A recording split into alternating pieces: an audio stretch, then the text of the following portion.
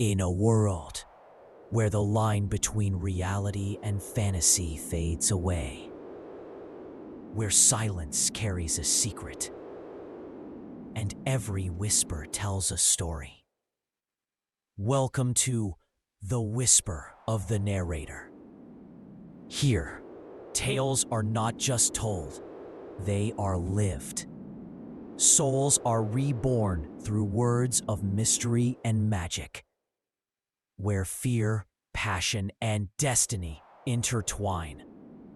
Every story you hear here will awaken something within you. So listen closely. The whisper begins now. Are you ready to listen? Chapter 3. A Blight Future. Inside the huge chicken farm, the Pentacolor Fragrant Chicken walked valiantly, occasionally lowering its head and using its claws to flatten the uneven ground. It was obviously repairing its own territory. It really is a Pentacolor Fragrant Chicken. But where are the other chickens in the chicken farm? Edward stared at Emperor Cluck, whose every move contained great power, and was a little dumbfounded. There had previously been 1,000 hens in the chicken farm, so could all of them have been eaten by that gold-tier magical beast? However, there were no traces of blood or chicken bones left behind on the ground. After hearing what Watson said at the dining table, Edward immediately brought his wife and children to the chicken farm and was anxious to have a look at it. Father, after this Pentacolor Fragrant Chicken came over, all the hens in the chicken farm ran away. They must have been scared off. Watson scratched his head in embarrassment. The system was of such great importance that he did not dare to mention it, even to those closest to him. They all ran away? Edward was reluctant at first, but he got over it, as the value of that Pentacolor Fragrant Chicken was 100 times more valuable than 1,000 hens. He said, "So be it. Legend has it that powerful magical beasts have extremely strong territorial tendencies. This Pentacolor Fragrant Chicken is so proud, and it probably doesn't allow ordinary chickens to live with it.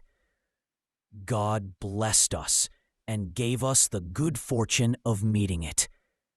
What's important is that it doesn't run away." Edward was feeling more happy than reluctant. The Pentacolor Fragrant Chicken laid eggs worth their weight in gold, and as long as the chickens stayed at home, they would not have to worry about food and clothing. Edward decided to be frugal during the coming period. He would save the remaining meat in the house to the chicken, and after it laid enough eggs, he would sell them to turn his life for the better. This chicken looks so fat and delicious. Let's stew it later. Watson's seventh sister, Scarlet, placed her finger on her pink lips and could not help drooling. Edward's expression froze. After all, she was still a child, and all she knew was how to eat. His heart would break if she ate such a precious, magical beast. Stupid seventh sister. How can you possibly eat such a precious chicken? Zeke and Zenoa said in unison. Edward thought to himself, my third and fourth children are still the most sensible. The twins then said in a louder voice, we should sell it. Maybe we can exchange it for a big farm filled with slingshots and endless glass marbles. A dumbfounded Edward got so angry that his body became unsteady. Thankfully, Catherine managed to support him in time. How did he father such prodigal children? One wanted to eat, while the other two wanted to play. Was it that hard to be a little more business-minded? Brothers, sister, we can't sell this chicken. We'll only be able to earn more profits by keeping it and having it lay eggs. The Pentacolor Fragrant Chicken can lay 100 eggs every day. If you convert that into money, it's 100 gold coins. After we minus the chicken feed and our daily consumptions, we can get a couple dozen gold coins. We'll be able to get a few thousand gold coins within a year, Watson explained with a smile. Even the famous big farm owners in the vicinity could rarely earn that many gold coins. Watson is still the most sensible one. Edward could not help but nod after finally hearing some reason. At only 10 years old that year, Watson was his youngest child, whom he did not pay much attention to at first. His 7th child, Scarlet, knew how to shoot arrows and occasionally went out to hunt. The twins Zeke and Zenoa were quick-witted and knew how to exchange their family's belongings for some trinkets, so they had the potential to become merchants. Watson was the one who seemed dull since he was young and did not seem to know anything. At that point, however, it appeared that this youngest son was the true outstanding one.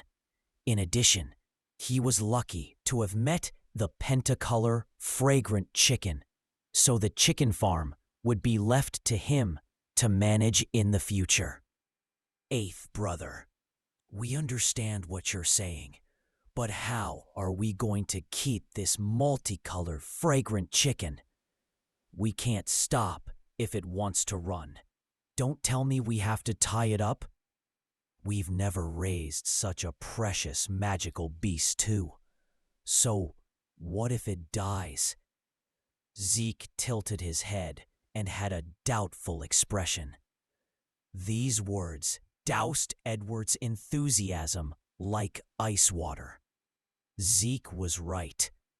Even if the Pentacolor Fragrant Chicken was the weakest gold-tier magical beast, it was not something that could be controlled by a rope.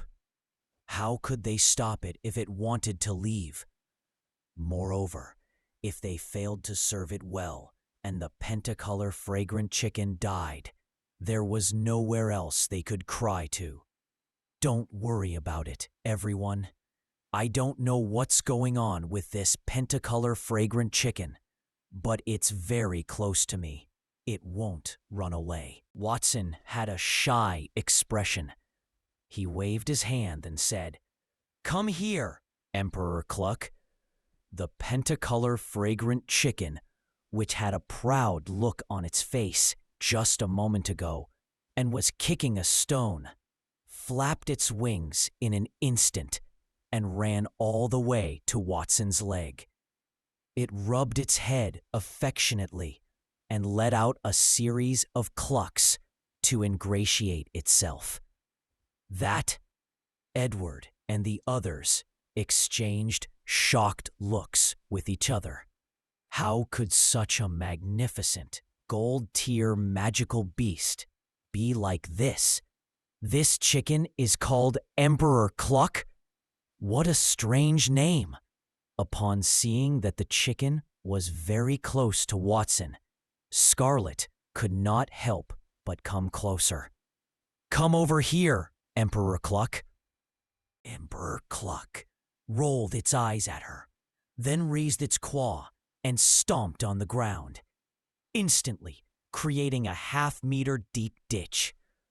It was a clear warning for everyone not to come any closer, and Scarlet was so scared that she retreated with a pale face. Emperor Cluck, this is my 7th sibling, Scarlet. You have to be more polite to her in the future. Otherwise, I'll punish you by not feeding you. Watson gave Emperor Cluck a kick, then turned around to discover his father and siblings looking at him as if he was a monster. His lips twitched. Why are you looking at me like that? Well, shouldn't we go back after seeing the Pentacolor Fragrant Chicken? It's almost noon. Are you going to eat the chicken's eggs or not? Yes, of course. Edward was the first to react.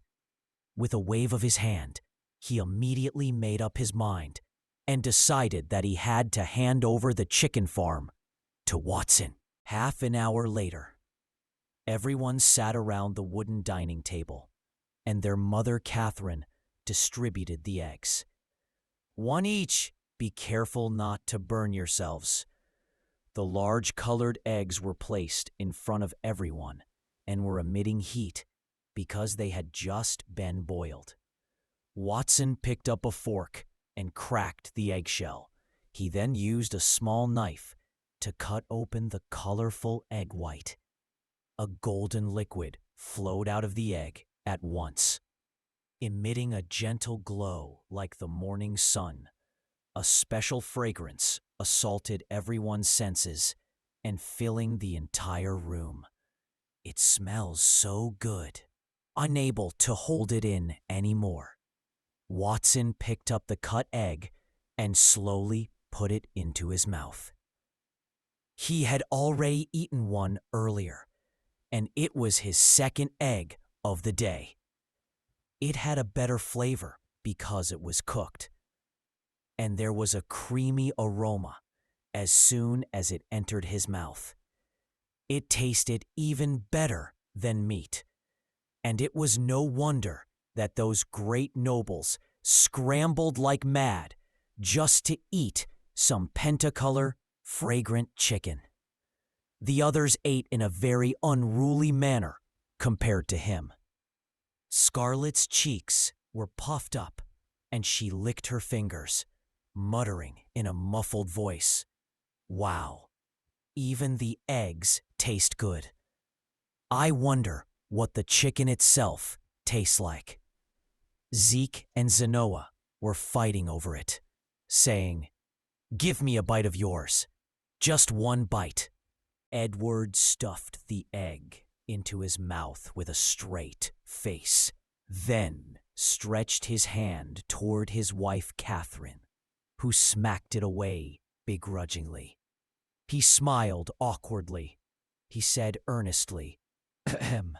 The eldest and the second aren't home, while the 5th and the 6th have been staying in the room.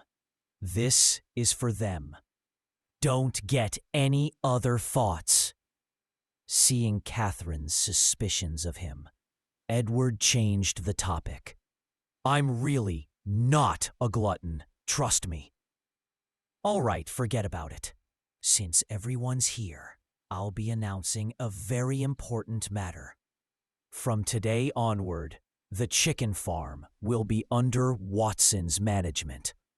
The eggs that are produced will be sold by 3rd and 4th brother at the nearby farms.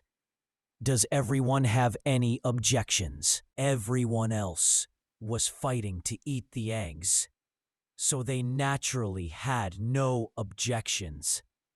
Watson smiled and said, "Thank you, Father." He looked at the sun outside, with sunlight shining warmly on his body. Watson finally saw a glimmer of light after transmigrating to that world a few days ago.